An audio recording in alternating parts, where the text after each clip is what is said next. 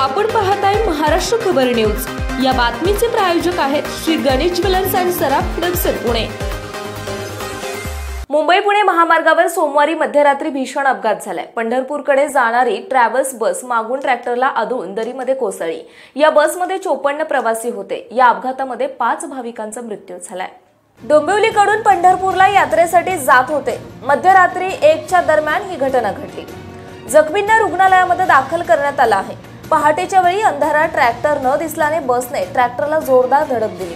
त्यानंतर बस 20 फूट खाली दरीत कोसळली। अपघातासंदर्भात नवी मुंबईचे डीसीपी विवेक पानसरे यांनी सांगितले की सोमवारी रात्री 1 वाजण्याच्या सुमारास मुंबई पुणे एक्सप्रेस महामार्गावर अपघात झाला। एका खासगी बसमधून 54 जण आषाढी एकादशी निमित्त पंढरपूरला जात होते। प्रवाशांनी भरलेली ही बस ट्रॅक्टरला धडकली। त्यानंतर बस दरीत पडली। अपघातात जखमी झालेल्या 42 जणांना एमजीएम रुग्णालयामध्ये उपचारासाठी हलवण्यात आलं। आपण पाहताय महाराष्ट्र खबर न्यूज। या बातमीचे प्रायोजक आहेत श्री गणेश ज्वेलर्स अँड सराफ दक्षिण पुणे।